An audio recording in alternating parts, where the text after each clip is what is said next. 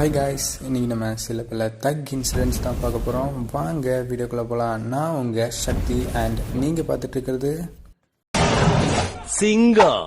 சிங்களாக தான் வரும். நம்ம எல்லாருக்கிட்டையும் இப்போ எல்லாரும் சொல்லுவாங்க, காலில் சக்கரத்தை கட்டின மாதிரி ஓடிட்டே இருக்கணும்டா, அப்போ தான் வாழ்க்கையில் முன்னேற முடியும் அப்படின்னு சொல்லுவாங்க. அந்த மாதிரி தான் இங்கே ஒருத்தர் அவரோட நாய்க்கு காலில் ஸ்ப்ரிங்கை கட்டி விட்டார் போல். ஏன்னா அவரோட நாய் எப்போவுமே அந்த மாதிரி தான் நடந்துட்டுருக்கு.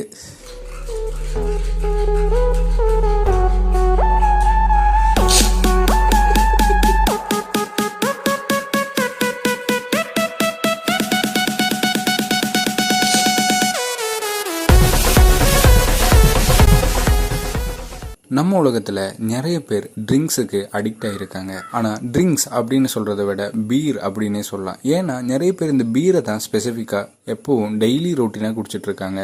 அப்படி ஒருத்தர் இந்த பீரை டெய்லியும் குடிச்சிட்டு இருந்தவர் ஒரு ஆள் என்ன பண்ணியிருக்காங்க அப்படின்னா, ஃப்ளைட்டில் ஜெட் பைலட்டாக போயிட்டு இருக்கும்போது கூட இவருக்கு பீரு குடிக்கணும்னு தோணியிருக்கு.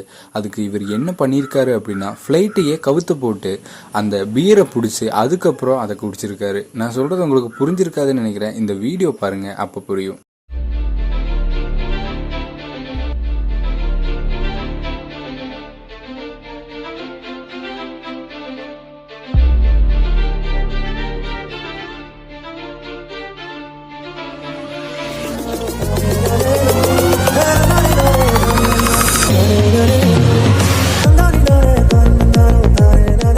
இங்கே ஒரு ஆள் அவங்களோட நாயை கூப்பிட்டு வாக்கிங் போகலாம் அப்படின்னு சொல்லி போயிருக்காங்க. அப்போ என்ன ஆயிருக்கு அப்படின்னா, மற்ற நாய்களை பார்த்து இவரோட நாய் ரொம்பவே பயப்படுறது மாதிரி இவங்களுக்கு தோணியிருக்கு. அப்போது இவரோட நாய் எப்பவும் ஸ்ட்ராங்காக தான் இருக்கணும் அப்படின்னு சொல்லி நம்ம ஆள் ஒரு தக்கான விஷயம் பண்ணியிருக்காரு. என்ன பண்ணலாம் அப்படின்னு ரொம்பவே யோசிச்சு அவர் இந்த கொரோனா பீரியடில் நம்ம எல்லாரும் மாஸ்க் போட்டிருக்க மாதிரி நம்ம நாய்க்கு மாஸ்க் போட்டு அது கொஞ்சம் டிஃப்ரெண்டாக இருக்கும், அதனால மற்ற நாய்கள் இதை பார்த்து பயந்துரும் அப்படின்னு சொல்லி இவர் ஒரு மாஸ்க் இவரே பண்ணி அந்த நாய்க்கு போட்டு விட்டுருக்காரு. ஆனால் இப்போ அந்த நாயை பார்க்கும்போது மற்ற நாய்ங்க மட்டும் இல்லைங்க, நம்மளும் பயந்துருவோம்.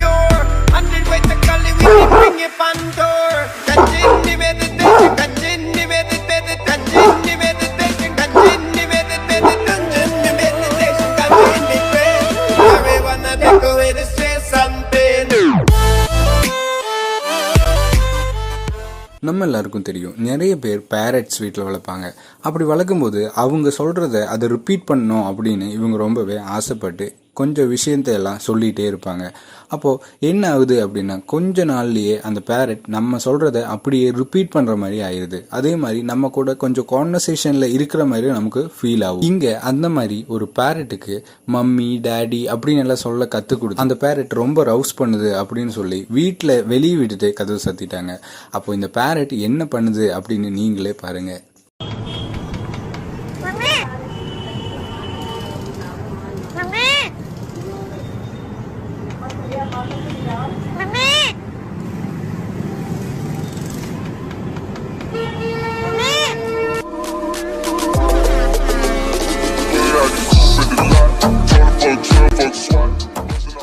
நம்மக்கிட்ட யாராவது சாப்பாடு ஃப்ரெண்டில் வச்சுட்டு அந்த சாப்பாடை சாப்பிட முடியாமல் இருக்கும்போது கை கெட்டினது வாய் கெட்டல அப்படின்னு சொல்லுவாங்கல்ல, அதே மாதிரி இங்கே ஒரு தாத்தா கிட்ட ட்ரம்ஸையும் ஸ்டிக்ஸையும் கொடுத்துட்டு நீங்கள் இப்போது வாசிங்க அப்படின்னு சொல்லியிருக்காங்க.